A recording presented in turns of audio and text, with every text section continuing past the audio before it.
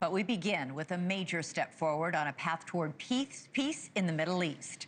Celebrations erupted on the streets of Gaza and Tel Aviv today. Two sides that have been at war for 2 years, uniting in a moment of shared joy and humanity. Tens of thousands of lives have been lost in this bloody conflict, and now the end is finally in sight. Israel's government has officially signed off on a plan to begin a ceasefire with Hamas, despite opposition from some on the far right. Step one, Israel's partial withdrawal from Gaza, and then the exchange of dozens of Israeli hostages and hundreds of Gazan prisoners. After meeting with White House envoy Steve Witkoff and Jared Kushner, Israeli Prime Minister Netanyahu hailed this critical moment and the help he got from the United States. We're at a momentous development in the last 2 years. We fought during these 2 years to achieve our war aims, and a central one of these war aims is to return the hostages, all of the hostages, the living and the dead. And we're about to achieve that goal.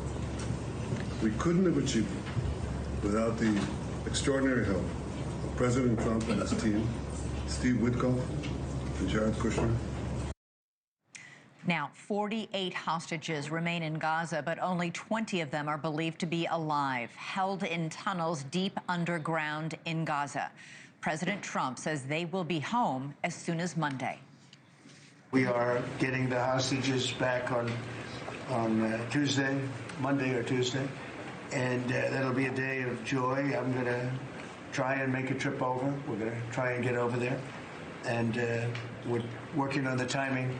The exact timing. We're going to go to Egypt, where we'll have a signing, an additional signing. We've already had a signing representing me, but we're going to have an official signing. A White House official tells NewsNation that Trump is expected to leave for the Middle East on Sunday. He is scheduled to go to Israel after Egypt, where he has been invited to speak to the Israeli parliament. Trump would be the first sitting president to do so since George W. Bush in 2008. For families of the hostages, this news finally ends the agony that they have suffered for more than 730 days. They called President Trump last night to thank him. President Trump, you have the best crowd in the world. What do you guys have to say to President Trump? Thank you. Thank you. You did it. Wow. You did it. Thank you. Thank you. This is amazing. Now, when you're dealing with terrorists, nothing is ever certain. And beyond the issue of the hostages for prisoners exchange, the broader questions about Gaza's future remain unresolved. Will Hamas actually give up its weapons? And who will govern the war-torn enclave when the dust finally settles? Let's go right now to NewsNation's Robert Sherman live for us in Tel Aviv. Robert, there's a lot of optimism here, but there are still deep divisions within the Israeli government. Not to mention, the IDF continued strikes today on Gaza, even as the cabinet debated the peace plan.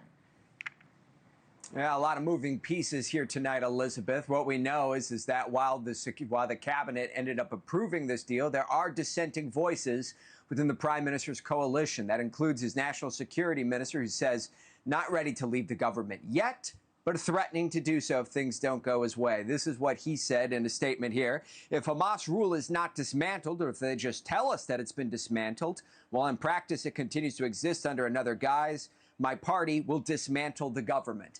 So that puts pressure on figuring out phase two, governments, dismantling Hamas, disarming Hamas, and where the future goes from there. President Trump saying today that those are unanswered questions right now. They intend to answer them. They intend to create an environment in which Gaza has stability. Here's what he said today. What is the international stabilization force that's going to deploy to Gaza? What is that going to look like? To be determined, really, I think there's going to be a large group of people determining what it will be, and a group of people funding it that are very rich countries are going to be funding it. People want to see this work. It's going to work. It's absolutely going to work. And it starts, it's already started. We've signed, as you know. Everybody's agreed.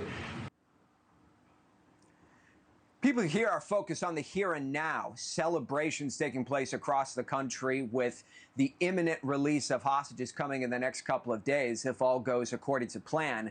While there's celebration on the ground here in Israel, well, there were explosions in Gaza today, with the IDF confirming that they carried out strikes in northern Gaza on what they described as a terrorist cell. This is a very fragile deal here, Elizabeth. And what we have heard from the U.S. is that they do intend to send troops here to the region, not to Gaza, but here to the region, to Israel, in order to ensure all goes smoothly. Elizabeth? All right, Robert Sherman reporting live from Tel Aviv. Thank you. Thank you for watching. Subscribe below and download our NewsNation app right now on your phone, and you will get fact-based, unbiased news for all Americans.